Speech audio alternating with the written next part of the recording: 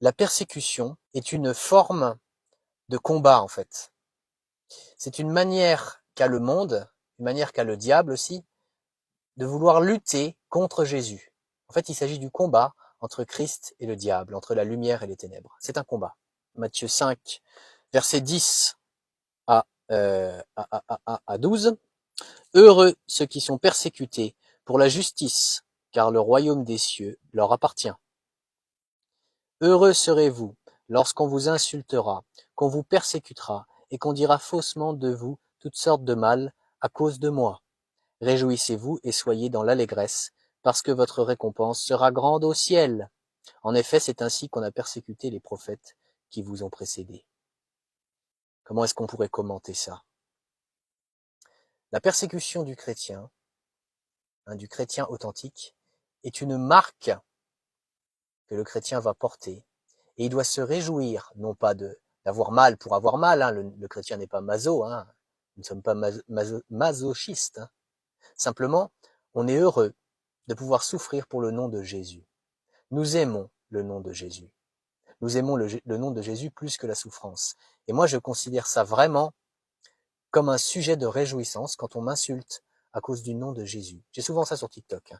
Des gens qui m'insultent. J'ai des insultes régulières. On me traite de menteur. Enfin, voilà.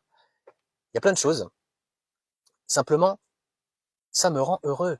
Non pas que je suis heureux de me faire insulter pour le principe, mais c'est parce que c'est pour le nom de Jésus. Ça me rend vraiment heureux. Ça fait l'effet inverse, en fait. Les gens veulent nous miner avec ça, et nous, ça nous réjouit. Le chrétien qui veut vivre pieusement en Jésus-Christ sera persécuté. C'est comme ça. Avec la foi, avec le salut, avec Jésus-Christ vient la persécution. Alors comment devons-nous réagir en tant que chrétiens? Est-ce qu'on doit se morfondre? Est-ce qu'on doit s'apitoyer sur notre sort? Ou alors est-ce qu'on doit prêcher l'évangile? Eh bien la réponse, c'est, attention, c'est qu'on doit prêcher l'évangile. On doit prêcher l'évangile, pas on devrait, pas il faudrait, on doit. C'est un commandement de Dieu de prêcher l'évangile. Tu es chrétien? Parle de l'évangile, annonce l'évangile, dis ce que Jésus-Christ a fait pour toi. Invite les gens à croire, même s'il y a de la persécution. Dis-leur la vérité. Dis-leur qu'ils souffriront pour le nom de Jésus. Ils souffriront pour le nom de Jésus, mais ça en vaut la peine. Ils auront le vrai sens de la vie. Ils vivront pour la gloire de Dieu, quoi qu'il en coûte. Quoi qu'il en coûte. Ça peut même te coûter jusqu'à ta vie. Dans certains pays, il y a des chrétiens qui sont tués pour leur foi. Et les chrétiens souffrent de cela. Le corps entier souffre, le corps de Christ souffre, parce qu'il y a de la persécution. Il y a des gens qui sont torturés, qui sont mis de côté, délaissés, insultés, persécutés. Jésus-Christ le dit. En effet, c'est ainsi qu'on a persécuté les prophètes qui vous ont précédés. C'est dans l'ordre des choses, il y a une lutte entre le bien et le mal. Quel camp tu choisis? Le camp de Jésus-Christ? Ou alors tu restes dans le camp du diable, si tu n'es pas encore venu à Jésus? Est-ce que tu vas rester dans cette rébellion vis-à-vis de Dieu? Ou est-ce que tu vas faire ce pas magistral, important, ce pas qui est une grâce de Dieu, et ce pas qui consiste à croire en Jésus-Christ et à te repentir de tes péchés? Est-ce que tu vas le faire ou est-ce que tu vas rester dans le mal? Rester dans toute cette horreur qu'est le péché.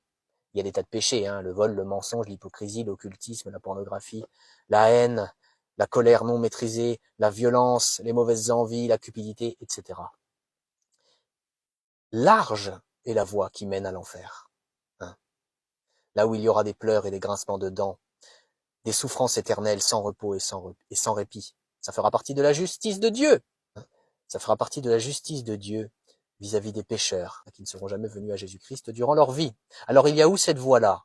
Cette voie de rébellion face à Dieu, cette voie de considérer les chrétiens comme étant dans l'erreur, cette voie du diable, cette voie du péché qui mène à l'enfer, ou alors il y a Jésus-Christ qui mène au paradis. C'est l'un ou l'autre. On ne peut pas être entre les deux.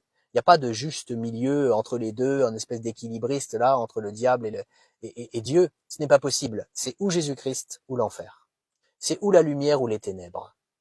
C'est où tu es dans le camp des persécuteurs, même si tu persécutes pas les chrétiens, hein, ou tu es dans ce camp-là, ou alors tu es dans le camp des persécutés. Faut choisir. Et si tu ne choisis pas, tu restes dans le camp du diable, tu restes dans la main du diable. La colère de Dieu demeure sur toi si tu refuses de croire en Jésus-Christ. Jésus-Christ est venu sur terre, Dieu lui-même est venu sur terre, Dieu lui-même s'est incarné et il est venu mourir sur une croix dans l'objectif de te sauver. La Bible dit, car Dieu a tant aimé le monde qu'il a donné son Fils unique, afin que quiconque croit en lui ne périsse pas, mais qu'il ait la vie éternelle. Si tu deviens chrétien, si tu acceptes que Jésus-Christ, par la foi, si tu crois que Jésus-Christ a tout payé pour toi, qu'il a payé la justice de Dieu pour tous tes péchés, qu'il a payé ton enfer éternel à ta place, qu'il a réussi à payer ta punition illimitée en un temps limité.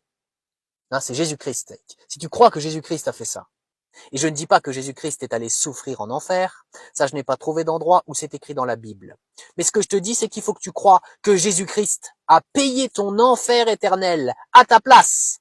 Si tu crois que Jésus-Christ est à la fois Dieu et le seul Fils de Dieu, si tu crois qu'il est mort pour tes péchés sur la croix, si tu crois qu'il a souffert pour tous tes péchés, qu'il est mort pour tous tes péchés, si tu crois qu'il a été enseveli une fois qu'il était mort, c'est-à-dire qu'il a été mis au tombeau, et si tu crois que Dieu l'a ressuscité des morts, alors tu seras sauvé, tu iras au paradis.